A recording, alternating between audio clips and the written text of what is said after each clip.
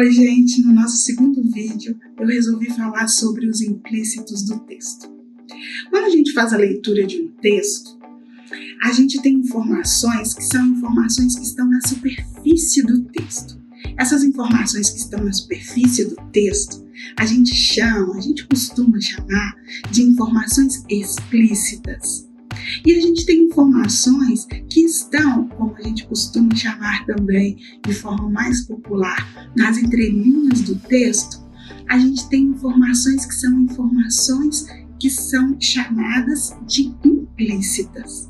Eu sempre digo que refinada capacidade de leitura tem aquele leitor perspicaz não só para apreender os sentidos que estão na superfície do texto, mas também aquele leitor que tem a capacidade de ler nas entrelinhas.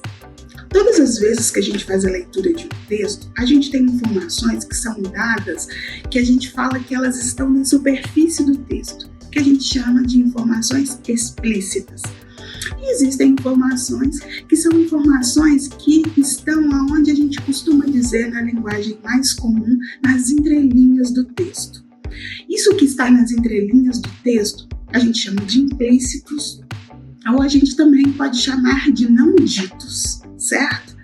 Basicamente, e talvez os mais importantes tipos de implícitos e não ditos que nós temos, são dois.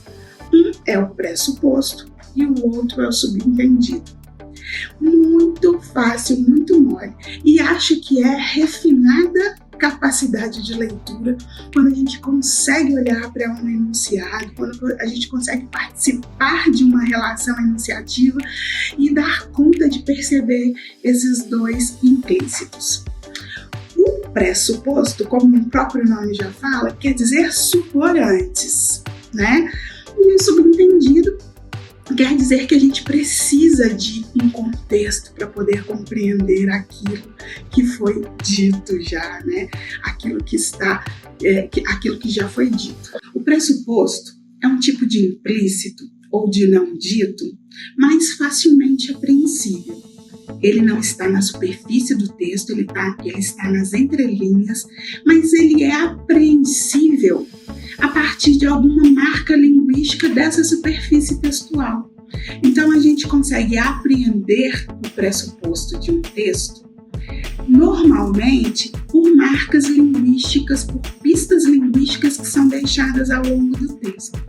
Um advérbio, um verbo, um tempo verbal, alguma marca de subjetividade. Então, a gente consegue apreender através de pistas linguísticas esse pressuposto. E lembrando que pressuposto quer dizer supor antes. Então, por isso, as marcas linguísticas são elementos extremamente importantes para a apreensão desse tipo de não dito, para esse tipo de implícito. Já o subentendido, ele está no nível do que a gente chama de contexto. Ele é um pouco mais não apreensível do que o pressuposto, porque ele necessariamente não precisa estar nas marcas linguísticas, ele está muito mais numa posição relativa ao leitor, às sensações, ao estado de mundo, ao ser que está propondo a leitura do texto, do que propriamente a quem está enunciando, como é o caso do pressuposto. Gente, vocês estão escutando alguma coisa? Professora,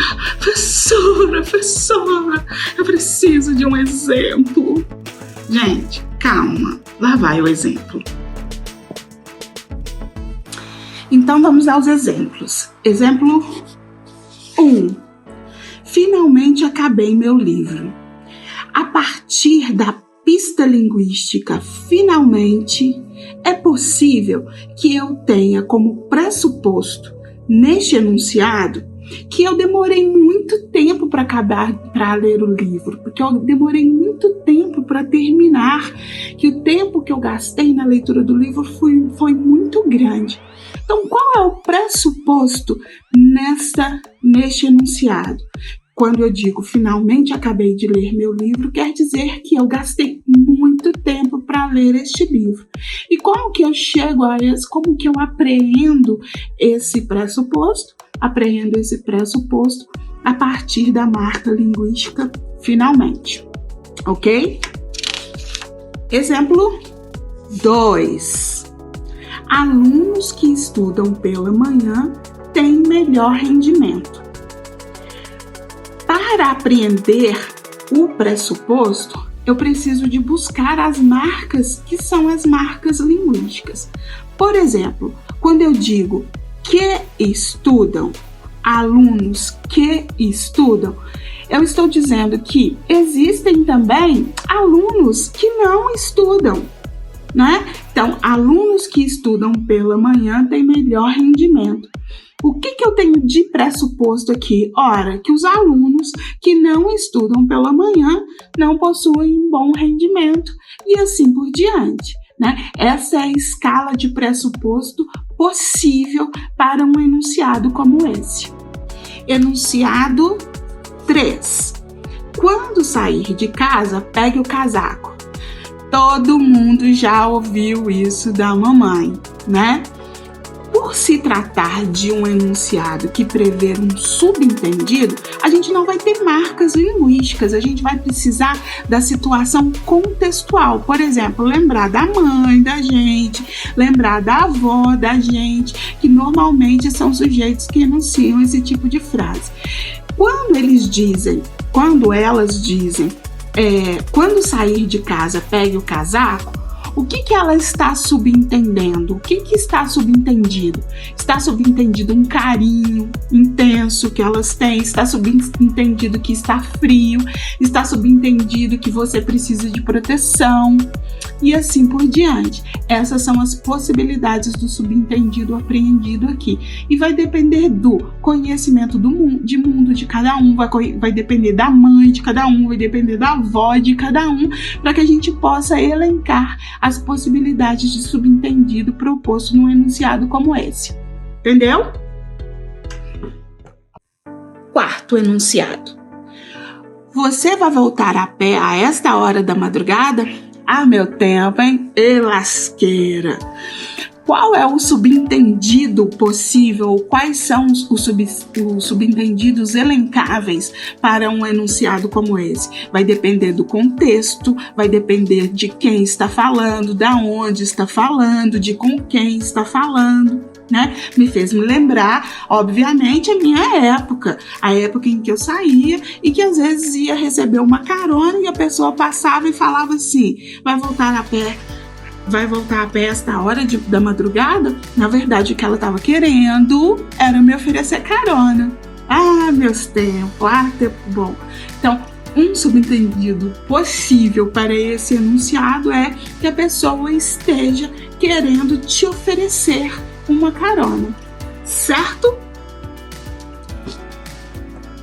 É isso aí, gente. Essa é a dica de hoje. Se você curtiu, dá um like.